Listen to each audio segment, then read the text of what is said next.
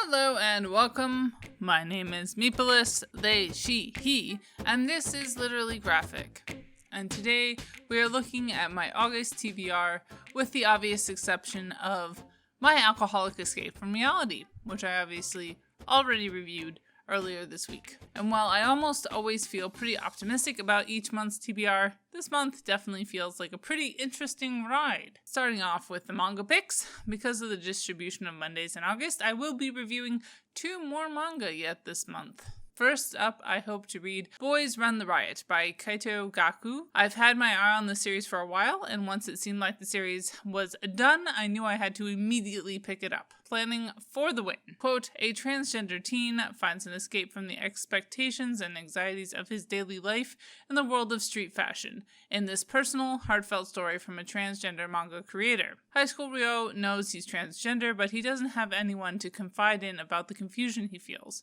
He can't tell his best friend, who he's secretly got a crush on, and he can't tell his mom, who's constantly asking why Ryo dresses like a boy. He certainly can't tell Jin, the new transfer student who looks like just another bully. The only time Ryo feels at ease is when he's wearing his favorite clothes. Then and only then the world melts away and he can be his true self. One day while out shopping, Ryo sees something he didn't expect. Jin, the kid who looks so tough in class, has the same taste in fashion as him. At last, Ryo has someone he can open up to, and the journey ahead might finally give him a way to express himself to the world. End quote. Then I am hoping to dive into The Heart of Thomas by Moto Hagio. A bit of a longer and older text, I find myself quite intimidated. But there aren't too many other one-shots on my TBR. And I've started trying to work my way through a few longer series. So here we are. If anyone has any more recommendations for one-shot manga of almost any kind, I would be greatly in your debt. Quote, the setting. A boys' boarding school in Germany, sometime in the latter 20th century. 14-year-old Thomas Werner falls from a lonely pedestal overpass to his death immediately after sending a single brief letter to a schoolmate. To Julie, one last time. This is my love. This is the sound of my heart. Surely you must understand. Thus begins the legendary and enigmatic Heart of Thomas by Moto Hagio, inspired by John Delanoy's 1964 film Las Amities Particulares. The Heart of Thomas was nearly cancelled early in its serialization in 1974 until Hagio's first trade paperback, The Poe Clan, Volume 1, sold out in a single day, giving her new series a new lease on life. The result was a story more complex, less accessible, and yet so compelling it can be found near or at the top of any list of classic shoujo manga. Translated by manga scholar Matt Thorne and packaged with the same loving attention to detail as Hagio's Eisner Award-nominated A Drunken Dream, The Heart of Thomas is already the most eagerly anticipated manga translation of the new decade. End quote. As far as mainstream Mondays go, I continue to have not posted my reviews of V for Vendetta or Watchmen. Will I get to them this month? I suspect not. My hope at this point is to finish the review at some point this month, and then schedule them to release during my regularly scheduled time away in September. Because one of the biggest issues I find after falling behind on reviews is that it's very hard to make room in the schedule, because there's always another review to be working on and or posting. Otherwise, the first book I hope to pick up and review this month, of some kind of mainstream variety, is Lola Woods by Carmen Maria Machado and DaNi, published by DC's Black Label, and a September pick for the realms of comics. I really enjoyed Machado's memoir In the Dream House, so this should be interesting. Quote, when your memories are stolen, what would you give to remember? Follow L and V as they search for answers to the questions everyone else forgot. Shudder to think Pennsylvania is plagued by a mysterious illness that eats away at the memories of those affected by it. Elle and Octavia are 2 best friends who find themselves the newest victims of this disease after waking up in a movie theater with no memory of the past few hours. As Elle and V dive deeper into the mystery behind their lost memories, they realize the stories of their town hold more dark truth than they could have imagined. It's up to Elle and V to keep their town from falling apart, to keep the world safe from Shudder to Think's monsters. End quote. The second is my black comic pick for the month, namely Killadelphia by Rodney Barnes, Jason Shawn Alexander, and Louis Nicht. Not the most mainstream of the mainstream, but what can I say? Sometimes I bend the rules to make everything fit in my schedule. Quote, when a small town beat cop comes home to bury his murdered father, the revered Philadelphia detective James Sangster Sr., he begins to unravel a mystery that leads him down a path of horrors and shakes his beliefs to their core. The city that was once the symbol of liberty and freedom has fallen prey to corruption, poverty, unemployment, brutality, and vampires.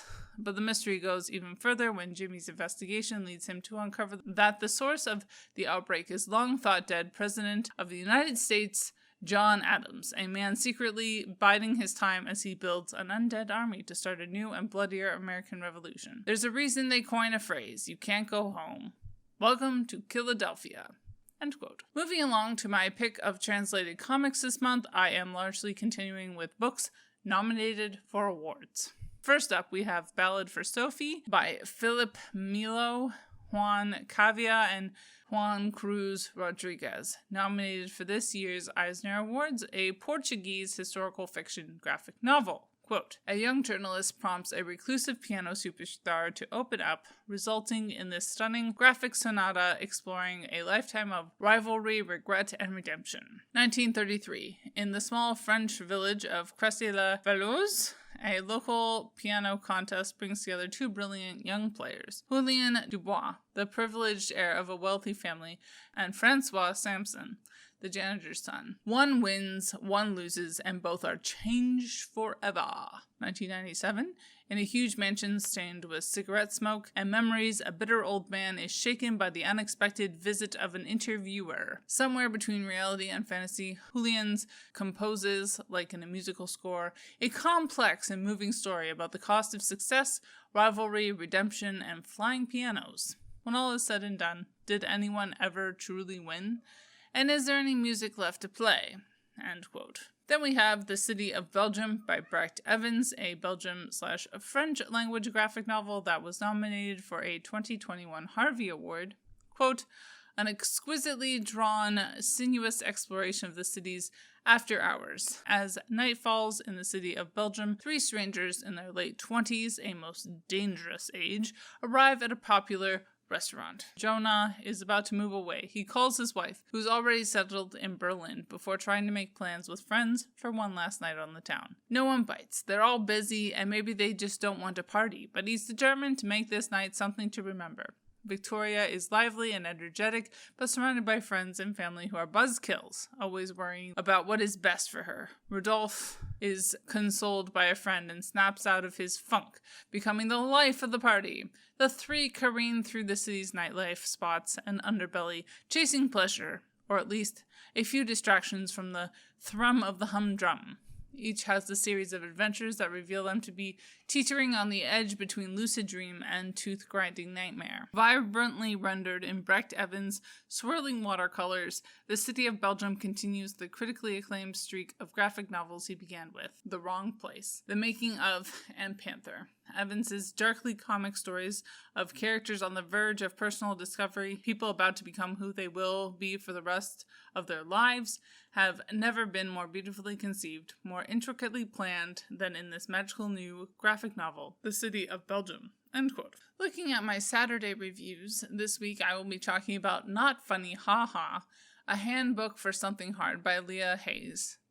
Continuing my look into comics talking about abortion, obviously from a positive perspective, this non-fiction comic was published by Fantagraphics in 2015. Quote, Not Funny, Haha is a bold, slightly wry graphic novel illustrating the lives of two young women from different cultural, family, and financial backgrounds who go through two different abortions, medical and surgical. It follows them through the process of choosing a clinic, reaching out to friends, partners, and or family, and eventually the procedures itself. It simply shows what happens when a woman goes through it, no questions asked. Despite the fact that so many women and girls have abortions every day, in every city, all around us, it can be a lonely experience. Not funny haha is a little bit technical, a little bit moving, and often funny in a format uniquely suited to communicate. The book is meant to be a non-judgmental, comforting, even humorous look at what women can go through during an abortion. Although the subject matter is heavy, the illustrations are light. The author takes a step back from putting forth any personal opinions whatsoever, simply laying out the events and possible emotional repercussions that could and often do occur. End quote. Then I have my quote, official anti-ableism read for the month, 7 Miles a Second by David Wojnarowicz, James Romberger, and Marguerite Van Cook.